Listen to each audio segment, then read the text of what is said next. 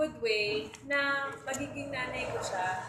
Pero nakakatuwa, hindi ko makakalimutan yung isang eksena namin together. Medyo, medyo challenging scene yun. Ito yung heart ng show. Ito yung isa sa mga biggest scenes ng Encantadia.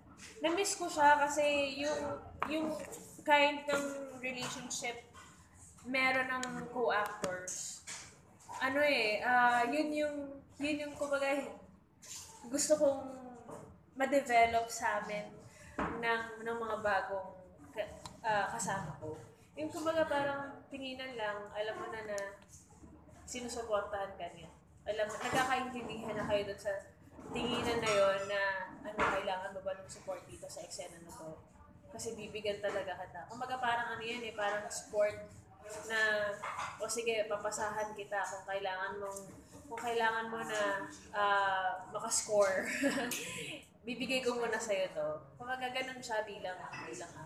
Na-excite ka ba na finally? Kasi nung sa TRMD last year, gusto ka niya talagang makatrabaho. Oo nga. Siya yung unang tumawag talaga sa akin at saka na ko unang lalaman na may gagawin tayo.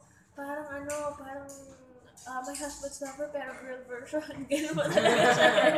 Kasi ko, talaga? Oo, basta wait ka lang. Tapos yun nga, nangyari na.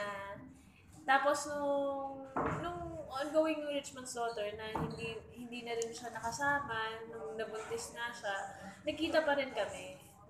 Nagpa-dinner siya, tapos binisita namin siya one time. Tapos yun nga, tinatanong namin, kamusta ka naman, ganyan.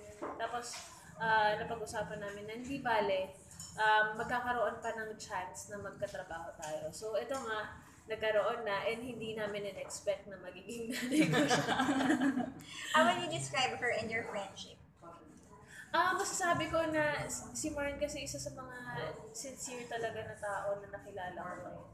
So, parang so far wala pa ako naka-close na hindi sincere. Kumbaga, yung aura niya, parang syempre may perception na isa siya sa mga primetime actresses na untouchable, intimidating, or kung ano mang mga negative issues surrounding her. Minsan, nandun yun na hindi mawawala sa isip mo Pero, masasabi ko na kapag kailangan mo siya, at saka kapag kailangan mo ng talagang maaasahan mo pagdating sa eksena, maaasahan mo siya. How